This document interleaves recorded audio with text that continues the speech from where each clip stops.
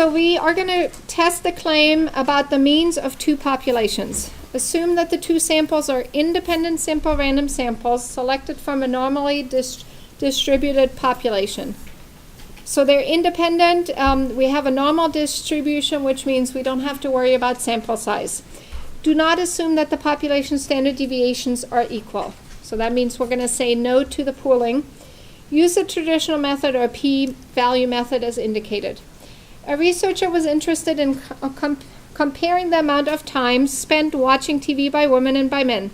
Independent simple random samples of 14 women and 17 men were selected, and each person was asked how many hours he or she watched TV during the previous week. The summary stats are given as follows. Okay, so we have our sample means x1 and x2, and it looks like our sample mean is slightly lower for the women. Then we have our standard deviation. The standard deviation is lower for the women as well, which means they're going to be closer together. So maybe there is a difference. Let's see. Our sample size are 14 and 17, and then our significance level is alpha. Okay, so we have our mu1, which describes our women, and our mu2, which describes the men. And we want to see if women, where was it? Oh, it's down here.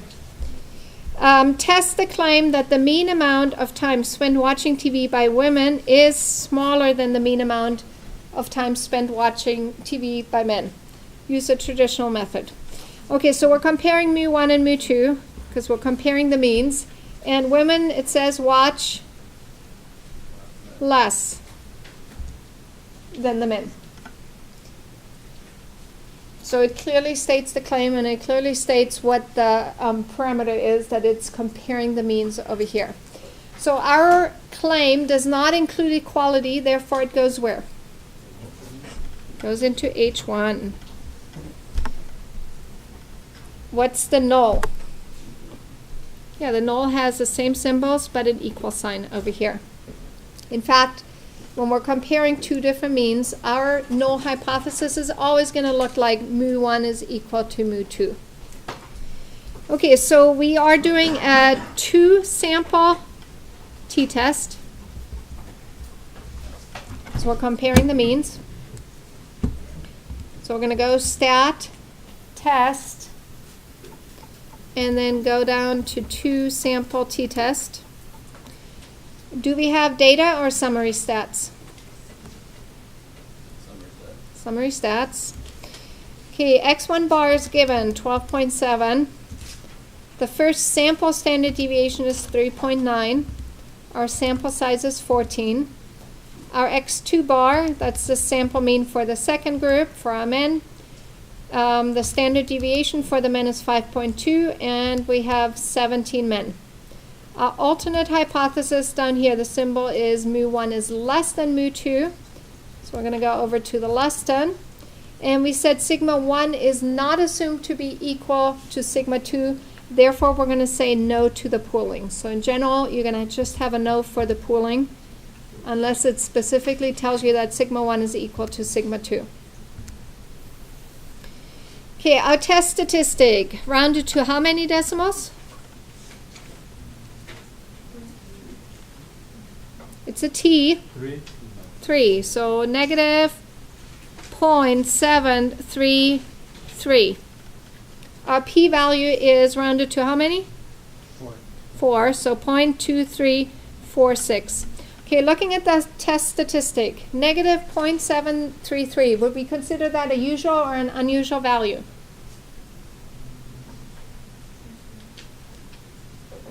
It's usual, right? It's not less than negative 2. It's not greater than positive 2. So it falls into the middle. So we made the assumption that mu1 is equal to mu2. We tested our sample data, and we found an unusual value. So since we have an unusual value, we go back and say, hey, our assumption was correct. We can also look at the p-value. A usual value goes with a large p-value.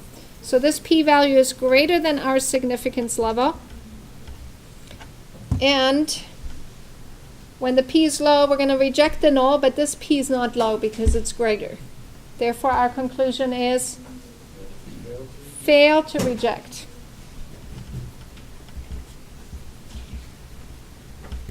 So when we fail to reject the null, we're going to say, hey, we are not rejecting it. We believe that the null stands.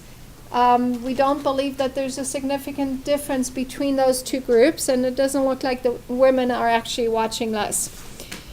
Let's do the critical values. Is this left-tailed, right-tailed, or two-tailed? Left-tailed. It's a less than symbol pointing to the left. What is the area in my left tail? Okay. We're doing a t-test. What do I use to find critical values in a t-test? I'm going to do inverse t and area to the left. So over here, this is where the degrees of freedom come into play. So I have the choice. Do I use the simplified textbook version and say, hey, my degrees of freedom is equal to the smaller sample size minus 1, in which case it's 13. Or you could use actually the third or fourth line over here has a degrees of freedom of 28.8. And yes, because it's a formula that includes, all your sample data, the degrees of freedom can be does not have to be a whole number. So if we're choosing 13, it's going to give us a different critical value versus 28.8. So you can use either the textbook version with a smaller one, or you can use the calculator one of 28.8. I just want to see which one you're using. So let's say I'm going to use 13. Over here, we're going to do inverse t.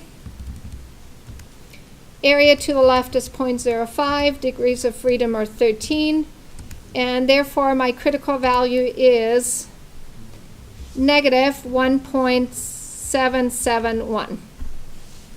Just to show you the difference, if we had chosen the 28.8,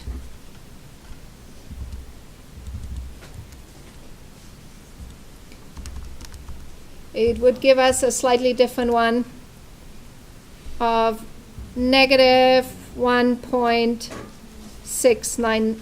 Actually, it rounds up to 700, rounded to 3 decimals. Okay, and I'm running out of room here. So I don't care which one you're using, but tell me which one you're using. So let's say this one. So sometimes, if it's right on the border, you might get a different conclusion based on which degrees of freedom you chose. So over here we have negative 1.771, but in our case, it's going to be larger than either one of them. So we fall into that fail to reject zone.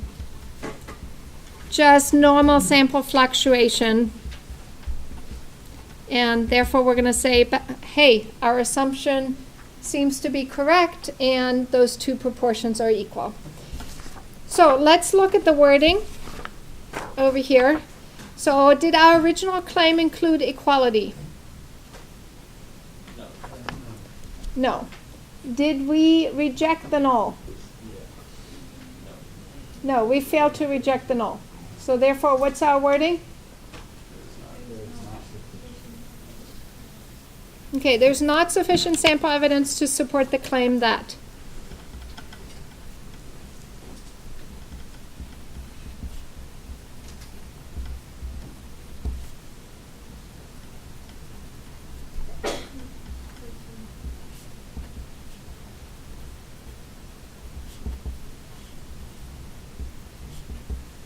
That, and what was the claim? The mean amount of time spent watching television by women is smaller than the mean amount of time spent watching television by men. Of time spent watching. We can even say that on average, women watch less TV than men. But we can certainly, repeat the wording over here that the mean amount of time spent watching TV by women is less than by men. So put it in your own words over here.